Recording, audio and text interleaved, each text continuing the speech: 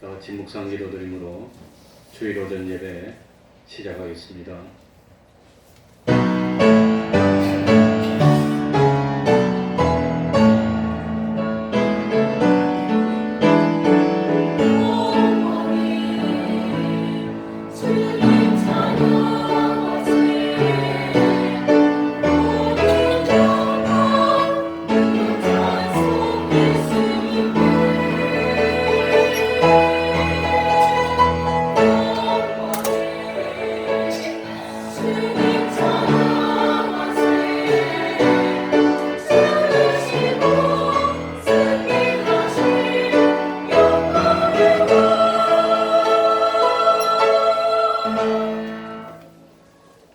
하나님 아버지, 거룩한 주일을 허락하여 주시고 우리를 하나님 앞으로 불러주신 그 은혜에 진실로 감사드리며 또한 감사드립니다.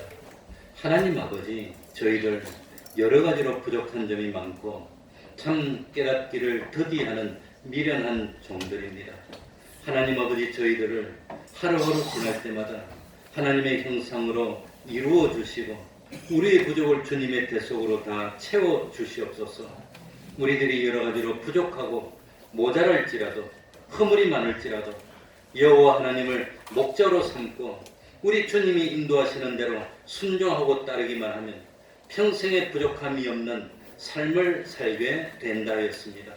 주님을 목자로 삼아서 참 의식주도 부족함이 없고 우리 하나님이 참 우리의 행동을 감화감동시켜서 의의 열매를 많이 맺는 삶을 살게 하여 주시고 그리고 참 모든 대적의 손길에서도 우리를 지키시고 보호하여 주셔서 마침내 우리를 해하려는 그 대적과의 싸움에서 승리하게 하여 주시고 영원토록 아버지의 집에서 영원히 평안을 누리고 안식을 누릴 수 있는 저희들이 다 될 수 있도록 하나님 아버지 함께하여 주시고 감동으로 역사하여 주시고 동행하며 우리의 삶을 인도하여 주시옵소서.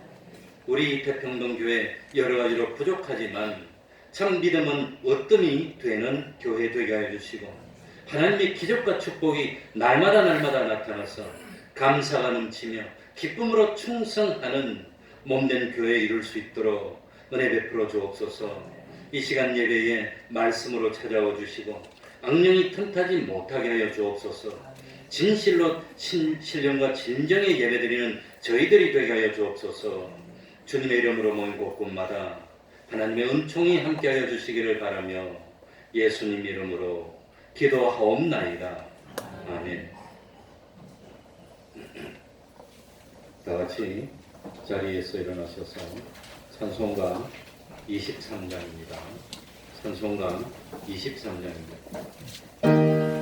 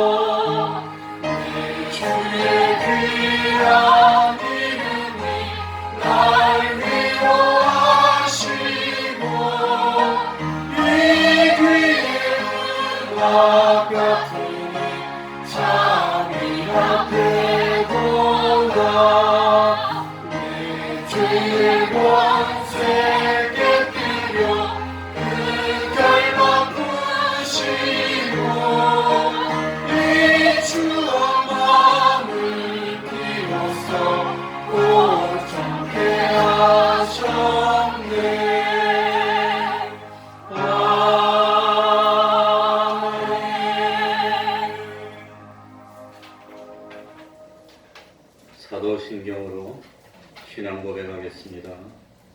전능하사 천지를 만드신 하나님 아버지를 내가 믿사오며 그 외아들 우리 주 예수 그리스도를 믿사오니 이는 성령으로 잉태하사 동정녀 마리아에게 나시고 본디오 빌라도에게 고난을 받으사 십자가에 못 박혀 죽으시고 장사한 지 사흘 만에 죽은 자 가운데서 다시 살아나시며 하늘에 오르사 전능하신 하나님 우편에 앉아 계시다가 저희로서 산자와 죽은 자를 심판하러 오시리라. 성령을 믿사오며 거룩한 공예와 성도가 서로 교통하는 것과 죄를 사하여 주시는 것과 몸이 다시 사는 것과 영원히 사는 것을 믿사옵나이다. 아멘. 자리에 앉으셔서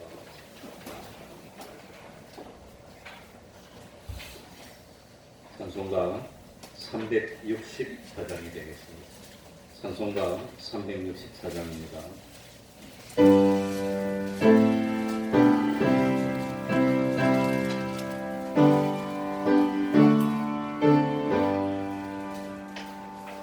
내 주를 아뢰니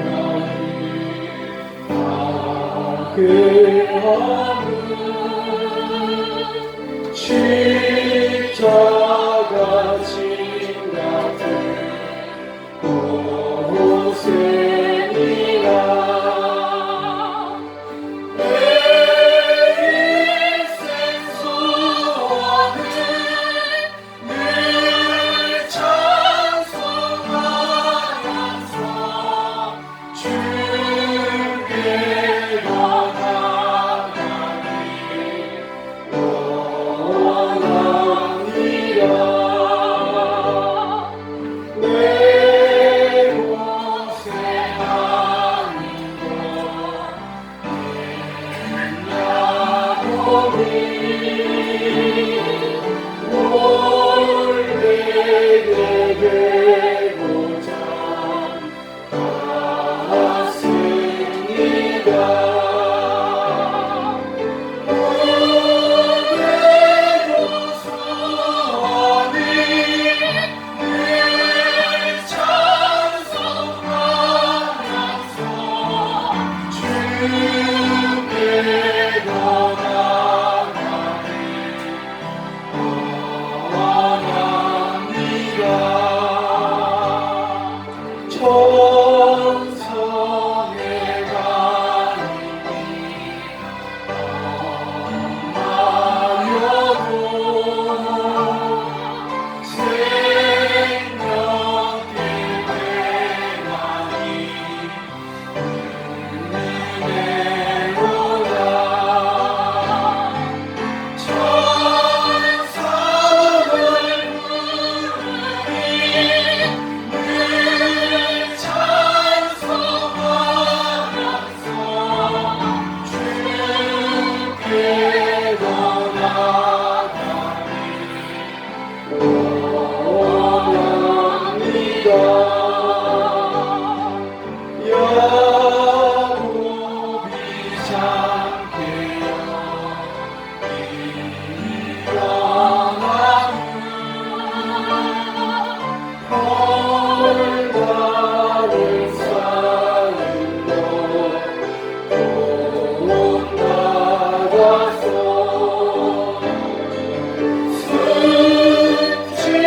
습지배대로로 늘 찬송하면서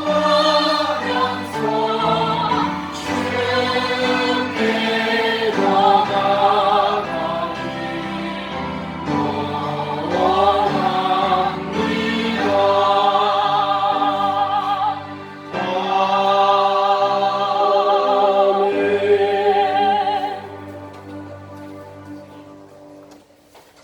이 시간에는 교동문 50번을 교독하겠습니다. 교동문 50번입니다.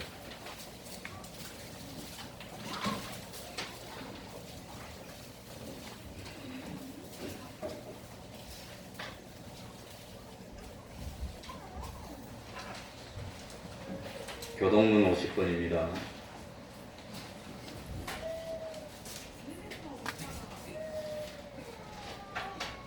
교독하겠습니다. 주 안에서 항상 기뻐하라. 내가 다시 말하노니 기뻐하라.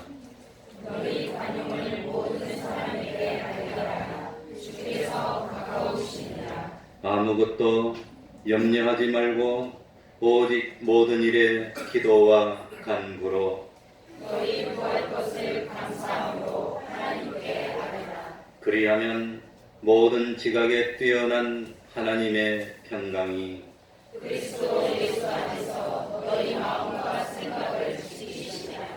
정말로 형제들아 무엇에든지 참되며 무엇에든지 경건하며 무엇에든지 오르며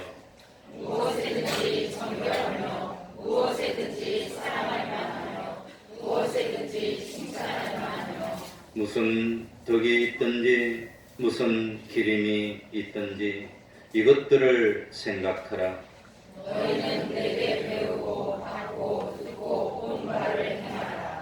그리하면 평강의 하나님이 너희와 함께 계시리라. 아멘. 이 시간에는 조영강 성가대 찬양이 있겠습니다.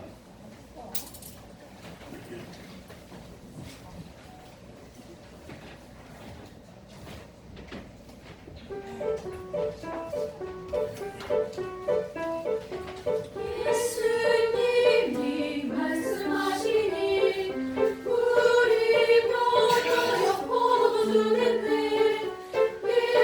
예수님이 말씀하시니 우리 변하여 포도주는데 예수님 나에게도 말씀하셔서 변하신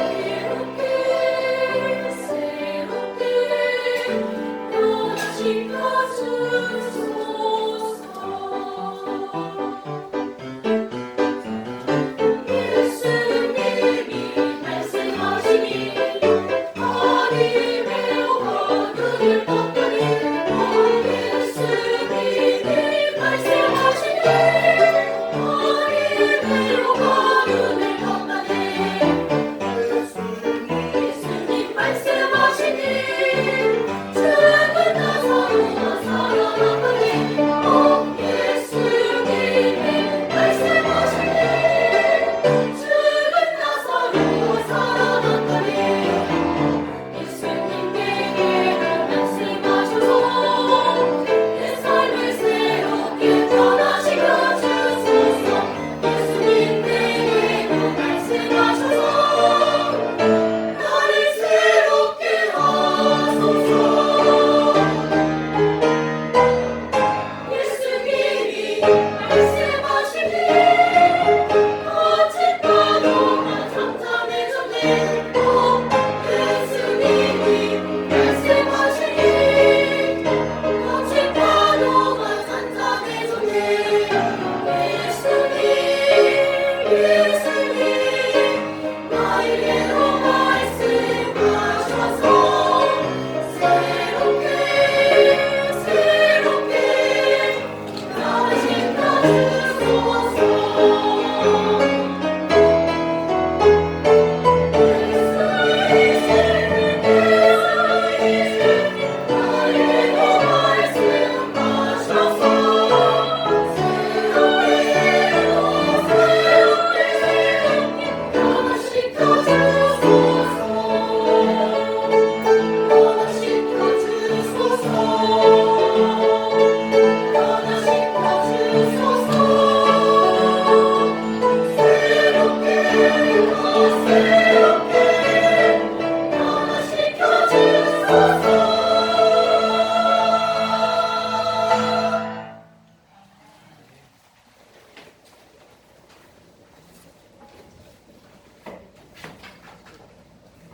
이 시간에는 최동건 집사님 예배를 위해서 기도해 주시겠습니다.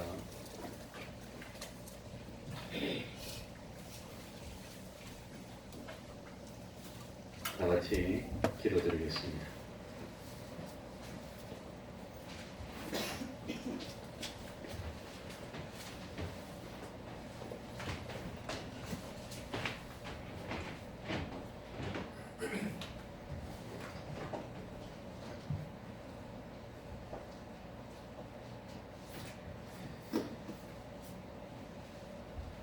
살아계셔서 역사하시는 하나님 아버지, 죄와 허물로 죽을 수밖에 없던 죄인들을 독생자 예수 그리스도를 십자가에 못 박히게 하시기까지 사랑하신 하나님의 크신 은혜에 감사를 드립니다. 지난 주간에도 야외 기도회를 통하여 주님께서 지으신 아름다운 동산에서 은혜의 시간, 감사의 시간으로 성도들의 교제를 나누게 하시니 또한 감사를 드리옵나이다. 이 시간 거룩히 구별하신 주일 아침에 구슬의 은총을 입은 성도들을 불러주셨사오니 우리들의 마음을 열어주시어서 보좌에 계신 주님을 바라보는 시간이 되게 하시고 시편의 감사의 고백처럼 기쁨으로 여호와를 찬양하며 하나님 앞에 나아가게 하여 주시옵소서.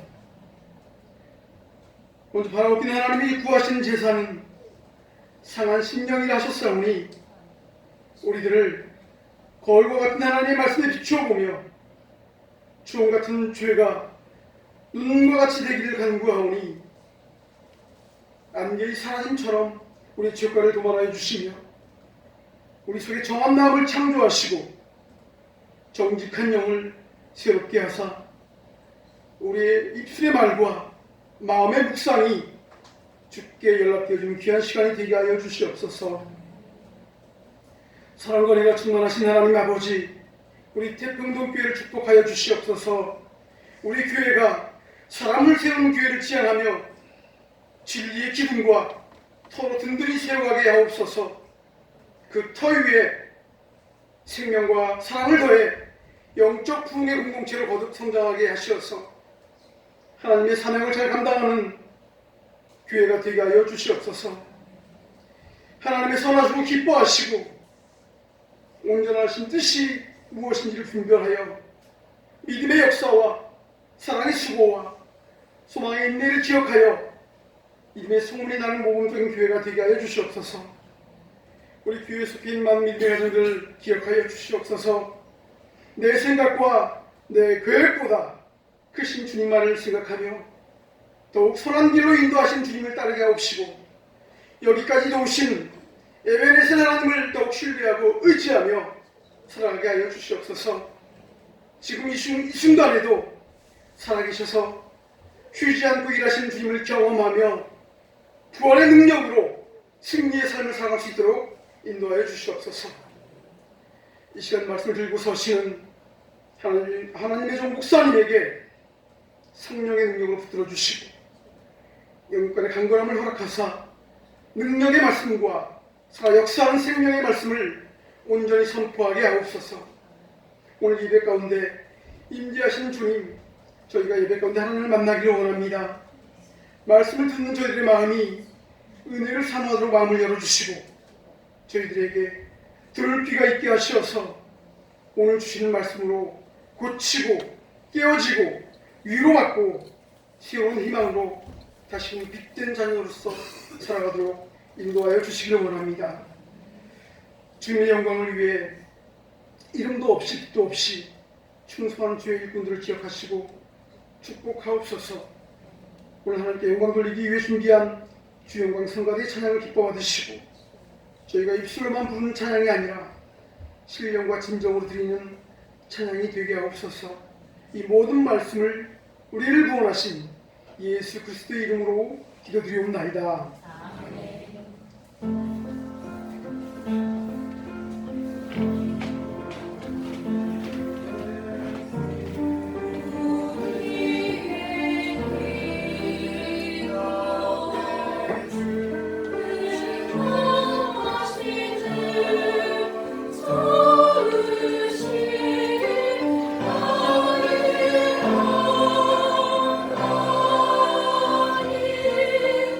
Oh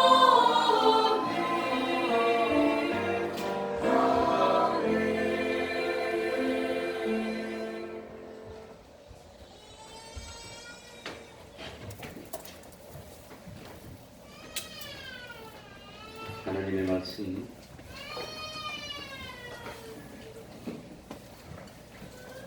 마태복음 10장 1절입니다.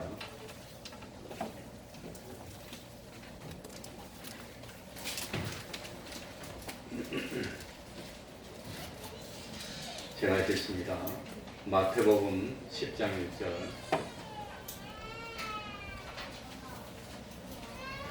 예수께서 그 12 제자를 부르사 더러운 귀신을 쫓아내며 모든 병과 모든 약한 것을 고치는 권능을 주시니라. 12 사도의 이름은 이러하니 베드로라 하는 시몬을 비롯하여 그의 형제 안드레와 세베대의 아들 야고보와 그의 형제 요한, 빌립과 바들로메, 도마와 세리 마테, 알페오의 아들 야고보와 다데오, 가나안인 시몬과 및 가룟 유다 곧 예수를 판자라. 아멘. 오늘은 예수님의 제자들 중에서 사도 빌립에 대해서 말씀을 드리려고 합니다. 우리 이미 말씀드린 대로 예수님의 12 사도들은 4사람씩 3그룹으로 분류됩니다. 그래서 그 첫 번째 그룹에 속하는 사람이 베드로와 누구였지요? 안드레, 야고보와 요한, 이렇게 4사람이 첫 번째 그룹이고, 두 번째 그룹에 속한 4사람은 빌립과 바들로메, 도마, 마테, 이렇게 4사람입니다. 한번 해볼까요? 다 같이 해봅시다. 시작. 빌립과 바들로메, 도마, 마테, 이런 4사람입니다. 이 4사람 가운데 항상 빌립의 이름이 맨 먼저 나오고 있습니다. 그래서 우리들은 빌립을 두 번째 그룹의 대표로 생각을 합니다. 우리는 빌립에게서 본받아야 할 아주 좋은 점을, 훌륭한 점들을 많이 발견할 수가 있습니다. 빌립은 예수님의 부르심에 즉각 응답하여서 순종하였고, 그리고 예수님의 부르심을 받고 확신을 갖자마자 곧바로 나서서 가장 친했던 나다나엘을 찾아가서 복음을 전합니다. 그리고 마지막에는 예수님의 명령대로 땅끝까지 가서 복음을 전했으며 순교로 승리하는 인생을 마쳤습니다. 그런데 중요한 것은 빌립이 결코 처음부터 온전한 믿음을 가진 사람이 아니었다고 하는 겁니다. 빌립은 물질주의적인 사고방식을 가지고 있었고, 계산적인 믿음의 소유자였고, 우유부단하였고, 결정력이 부족했습니다. 그리고 하나님을 자기 눈으로 보기 전에는 믿을 수 없다고 하나님을 보여달라고 했던 그런 불신을 가지고 있었던 제자였습니다. 이 빌립에게도 여러 가지 부족한 요소들이 많이 있었고, 그리고 이 빌립의 부족한 점들은 오늘날 우리들과 똑같은 것이 아닌가, 그런 생각이 듭니다. 그런데 중요한 것은 이 빌립의 많은 부족과 허물에도 불구하고 예수님은 빌립을 사도로, 제자로 세웠다고 하는 겁니다. 그리고 결국 예수님이 원하는 모습대로 빌립을 변화시켜 나갔습니다. 그리고 결과적으로 빌립은 존경받는 사도가 됐고, 그리고 예수님의 제자로서 역할을 훌륭하게 수행하였습니다. 오늘 우리들도 부족하고 허물이 많은 사람들입니다. 그러나 예수님께서 우리들을 택하셨기 때문에 예수님은 우리를 기어이 예수님이 원하는 사람으로 바꾸어 주실 것을 믿습니다. 믿습니까? 하나님은 실패하지 않습니다. 예수님은 우리를 귀하게 사용하여 주실 것입니다.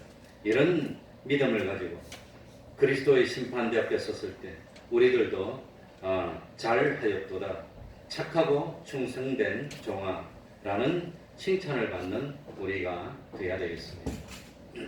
제일 먼저 빌립이라는 이름은 헬라식 이름입니다. 빌립은 언제든지 헬라식 이름으로만 불려졌습니다. 그래서 우리는 빌립의 히브리식 이름이 무엇인지 알 수가 없습니다.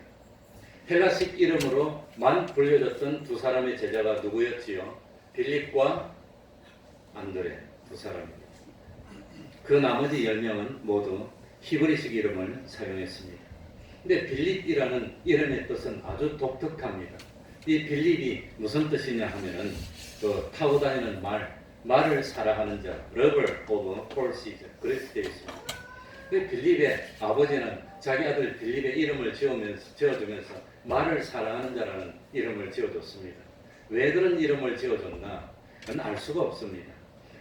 짐작하기로는 아마 빌립의 부모님이 말을 좋아하고 말을 많이 키우는 사람이 아니었을까 그렇게 추측할 뿐입니다.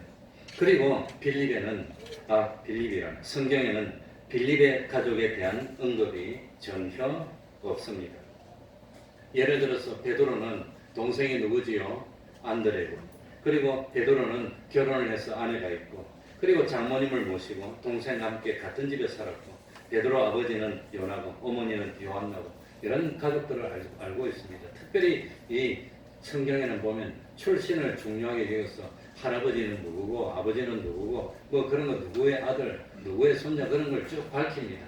그런데 빌립은 가족에 대해서는 알 수 있는 게 없습니다.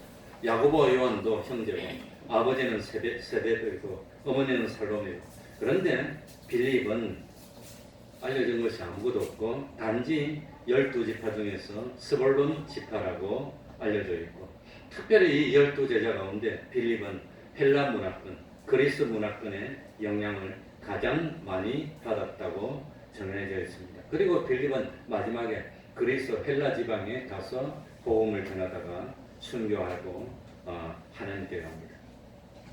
그리고 빌립이라는 이름에 대해서 분명한 사실은 예수님 당시에 빌립이라는 이름이 아주 흔히 사용되었던 이름이라고 하는 겁니다. 그래서 예수님 당시에 가장 유명했던 알렉산더 대왕의 아버지가 참 바로 이름이 빌립이었습니다. 근데 빌립은 아들을 훌륭하게 키우기 위해서 어릴 때 스승을 영접하는데 이 빌립은 자기 아들 알렉산더의 스승으로 누구를 영접했냐? 유명한 누굽니까? 아리스토텔레스를 영접합니다. 그 유명한. 그래가지고 교육을 시켰고 이 알렉산더는 정말로 훌륭한 그런 왕이 됩니다. 그 알렉산더의 그 측근 중에 최측근이었던 장군이 한 사람이 있었는데 신앙이 아주 좋았어요. 알렉산더가 33살에 당시에 지구 전체를 다 점령합니다. 당시에. 그러고는 자신만만해가지고 그 부하들을 다 모아놓고 하나님을 욕했습니다. 그러니까 이 부하가 딱 일어서더니 나는 한평생 왕을 섬기고 참 존경했지만 내가 섬기는 하나님을 욕하는 왕하고 함께할 수 없다고 딱 나가버리려고 합니다. 이럴 때 이 알렉산더 대왕은 33살의 젊은 나이에 황제고 이 참 그 당시 지구의 절반을 점령했던 황제지만 딱 일어서서 그 자리에서 사과합니다. 미안하다. 용기 있는 사람입니다. 그럼 아마 아리스토텔레스한테 배워서 그러지 않을까. 그래서 당시에 알렉산더 대왕의 아버지 이름 빌립이 유명해졌고 이 빌립의 이름을 본따서 아들을 이름을 빌립으로 짓는 것이 아주 흔했다고 합니다. 우리가 성경에 보더라도 빌립이라는 이름을 가진 사람이 너무 많이 나옵니다. 그 중에서 유명한 4사람만 소개하면 첫 번째는 성경에 나오는 사람 중에서 세례 요한을 죽이는데 직접적으로 참 세례 요한을 죽이도록 했던 사람이 누구지요? 헤로디아입니다. 헤로디아. 그 헤로디아의 첫 번째 남편 이름이 빌립입니다. 정식 이름은 헤롯 빌립 1세입니다. 이 헤롯 빌립 1세는 헤롯 대왕, 예수님이 태어날 때 그 헤롯 더 그레이트라고 합니다. 헤롯 대왕하고 그리고 그 이스라엘의 왕의 가문인 히스모니안 가문의 마리암노 사이에 태어났던 아들이 빌립 1세입니다. 그런데 이 빌립 1세를 쫓아내고 헤로디아를 차지했던 그 이복형이 있습니다. 이복형이 누굽니까? 헤롯 안디바입니다. 이 헤롯 안디바가 나중에 이 자기 동생의 아내를 빼앗는 게 옳지 않다고 세례 요한이 주장했을 때 잡아 가두었다가 헤로디아가 이빨을 갈고 있다가 죽이는 거예요. 그래서 헤로디아의 첫 번째 남편이 빌립이었습니다. 그리고 두 번째로는 분봉왕 빌립이 있습니다. 이 분봉왕 빌립의 이름은 헤롯 빌립 2세입니다. 그러니까 헤롯 빌립 1세하고 이복 형제인데 이 헤롯 분봉왕 헤롯은 헤롯 빌립 2세인데 헤롯 대왕하고 이집트의 그 유명한 클레오파트라하고 사이에 난 아들이 헤롯 빌립 2세입니다. 유명한 집안입니다. 이 분봉왕 빌립은 그 뭡니까? 갈릴리 호수 부근과 데가볼리 동쪽에서 참 다스렸는데 성경에는 이두메와 드라고니 지방으로 표현되어 있습니다. 그리고 세 번째가 우리가 오늘 말씀드리는 예수님의 제자 빌립이고, 네 번째 유명한 빌립이 누구지요? 예? 집사 빌립입니다. 집사 빌립. 그러니까 전도자 빌립이라고 합니다. 보통 예루살렘 교회의 7 집사 중에서 한 사람이니까 아마 이스라엘 기독교 역사의 초대교회에서 최초의 집사 7명 중에 한 명이 빌립이었습니다. 이 빌립은 예루살렘에 박해가 시작되니까 어디로 피난갑니까? 사마리아로 피난갑니다. 사마리아로 도망가서 거기서 복음을 전해가지고 아주 그냥 사마리아에서 이 기독교가 부흥을 일으킵니다. 그리고 나중에 천사의 그 이끌림을 받아서 예루살렘에 왔다가 에디오포로 돌아가는 내시에게 복음을 전했던 사람이 집사 빌립, 전도자 빌립. 이 빌립은 가이사라에 정착해서 나중에 딸이 4명이 있는데 딸 4명이 다 예언하는 선지자였습니다. 나중에 사도 바울이 3차 전도 여행을 마치고 마지막으로 예루살렘에 올 때 누구 집에 머뭅니까? 바로 이 전도자 빌립 집사 집에 머물 때 딸들이 다 나와서 가지 말라고 뭐 이렇게 된다 그러고, 아무튼 그랬던 빌립.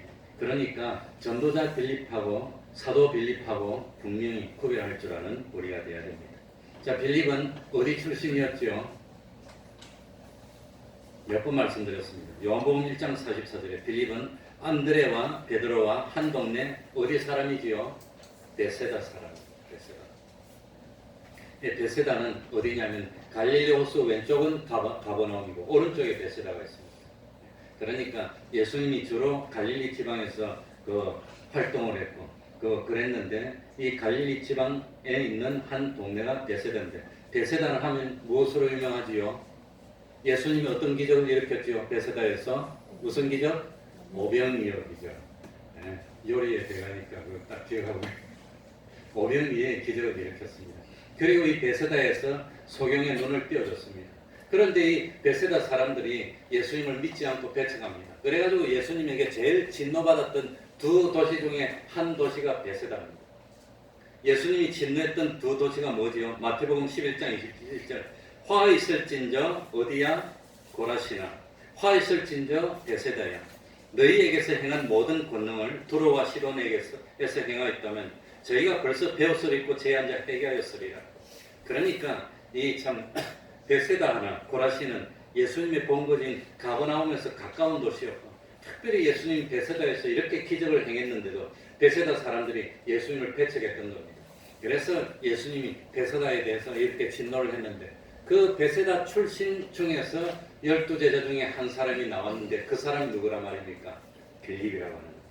물론 베드로, 안드레도 베세다 출신입니다. 그러다가 나중에 가버나움에 살았다가 주님의 제자가 됐습니다.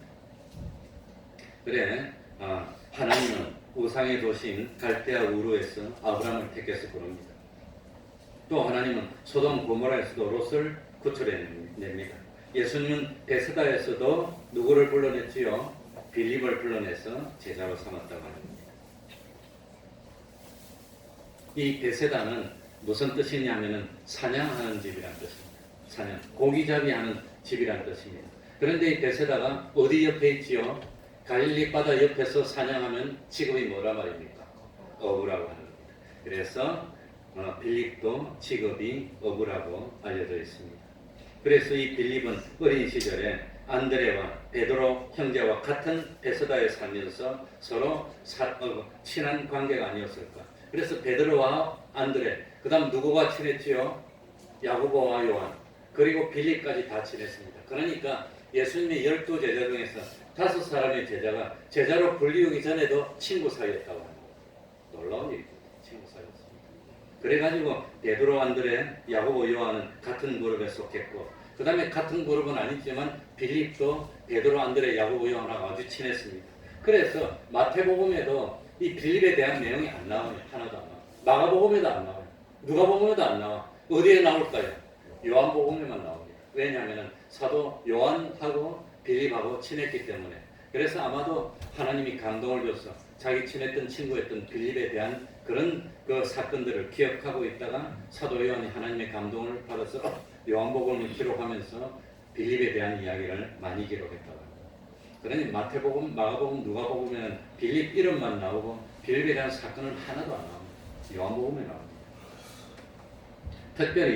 특별히 빌립하고 아주 친했던 친구가 누구지요? 빌립하고 친했던 친구가 나다나엘.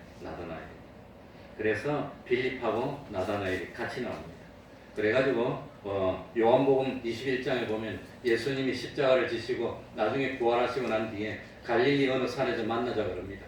그 갈릴리 호수 옆에 어떤 어느 산에 제자들하고 같이 모였던 산이 있었는데 그 산에서 제자들이 기다리고 있다가 참지 못해가지고 베드로가 나는 뭐하러 가겠노라?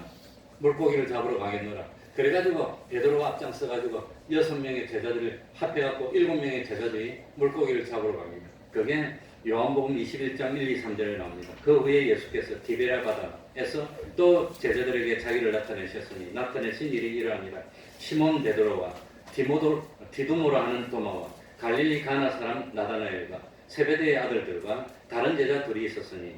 그러니까 마지막에 그 갈릴리 바다에서 예수님을 제자들이 만날 때 7명이 낚시하러 왔는데 그 중에 5명은 성경에 이름이 나옵니다. 누구지요? 베드로하고 도마하고 나다나엘하고 그 다음 세베대의 두 아들이 누구지요? 야고보, 요한. 나머지 2명은 두 제자라고 하는데 2명이 누굴까요? 모든 학자들이 이구동성으로 한 명은 베드로의 동생 안드레. 그리고 나다나엘하고 항상 같이 나오는 제자 이름이 뭐지요? 빌립. 그래서 7명이 어부였고 7명이 같이 낚시를 고기잡이를 했을 것으로 다 생각하고 있습니다. 그러다가 예수님의 부름을 받아서 예수님의 제자가 됩니다. 그리고 결국은 빌립은 물고기를 잡는 어부였지만 예수님을 만나고 사람을 낳는 어부가 되어서 천국을 수입으로 삼는, 사람을 구원하는 것을 수입으로 삼는 사람이 됐습니다.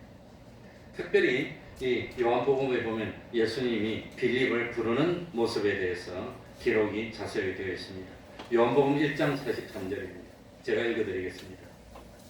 이튿날 예수께서 갈릴리로 나가려 하시다가 빌립을 만나 이르시되 나를 좇으라 하시니. 그러니까 예수님이 갈릴리 바다로 가시다가 가는 길에 누구를 만났지요? 빌립을 만났어. 빌립을 만나는 순간 예수님 빌립 보고 뭐라 그러죠? 나를 뭐하라? 좇으라. 나를 좇으라 그랬습니다. 그러면 다른 제자들하고 빌립하고 예수님의 제자가 되는데 어떻게 달랐습니까? 뭡니까? 누구지요? 요한과 안드레는 자기 발로 예수님을 찾아가서 제자가 됐습니다. 자기 발로. 뭡니까? 요한과 안드레는 원래 사도 세례 요한의 제자였는데 세례 요한이 예수님을 하나님 어린 양으로 소개하니까 자기 발로 예수님을 찾아가서 제자가 됐습니다. 베드로도 자기 발로 찾아갔습니다. 안드레가 자기 형에게 우리가 메시아를 만났다 데려가서 자기 발로 예수님을 찾아갔습니다. 그런데 빌립은 자기 발로 예수님을 찾아간 것이 아니라 빌립이 가만히 있는데 누가 찾아왔습니까? 예수님이 갈릴리 바다로 가다가 빌립을 만나서 그 유명한 말합니다. 나를 쫓으라고. 그러니까 그 순간 용수철처럼 튕겨 올라와서 예수님을 쫓았던, 그래서 제자가 되었던 사람이 누구라 말이죠? 빌립이라고 하는 거예요. 그러니까 빌립의 경우는 먼저 예수님을 찾아간 것이 아니라 빌립이 앉아있는데 예수님이 찾아와서 나를 쫓으라고 해서 그래가지고 예수님의 제자가 됐습니다. 그러니까 빌립은 12제자 중에서 예수님이 직접 자기를 불러서 제자가 된 첫 번째 케이스가 빌립이라고 합니다. 그런데 특이한 것은 요한복음 1장 43절에서는 예수님이 빌립을 찾아가서 불렀다고 되어 있는데 나중에 요한복음 1장 45절에는 이렇게 되어 있습니다. 빌립이 예수님을 만나자마자 누구에게 찾아가지요? 친구인 나다나엘에게 찾아갑니다. 바들로메입니다. 찾아갔는데 그 친구에게 말하기를 그 일을 우리가 만났다고 그럽니다. 그 일을 우리가 만났는데 마치 자기가 오랫동안 기다리고 있던 그런 사람을 이제 기다리고 있다가 만난 것처럼 이야기를 합니다. 그러면 예수님이 빌립을 찾아가서 불러준 게 맞습니까? 빌립이 참 예수님을 기다리고 있다가 예수님이 빌립 와가지고 그래서 참 만난 겁니까? 이 하나님의 역사는 이 두 가지로 일어납니다. 두 가지로 일어납니다. 그러니까 참 빌립은 나다나엘에게 가서 뭐라고 하냐면 모세가 율법에 기록하였고 여러 선지자가 기록하여 예언한 메시아에 대해서 메시아를 우리가 만났다고 그럽니다. 그러니까 메시아가 올 것을 누가 기대하고 있었습니까? 빌립이 기대하고 있었다는 겁니다. 예수님이 그 오실 것을 빌립이 기대하고 기다리고 있었는데 예수님이 찾아오셨다고 하는 겁니다. 그래가지고 빌립을 불렀더니 빌립이 예수님의 제자가 된 겁니다. 그러니까 예수님의 입장에서는 뭡니까? 누가복음 9장 10절에 보면 인자에 온 것은 잃어버린 자를 찾아 구원하려 하리라. 예수님 입장에서는 잃어버린 양떼를 어떻게 하지요? 찾아가는 겁니다. 그래서 구원하는 겁니다. 그런데 빌립의 입장에서는 뭡니까? 레미야 29장 33절에 보면 너희가 전심으로 나를 찾고 찾으면 나를 만나리라. 우리 입장에서는 예수님을 어떻게 한단 말입니까? 찾고 찾는 겁니다. 그러면 주님이 찾아오신다고 하는 겁니다.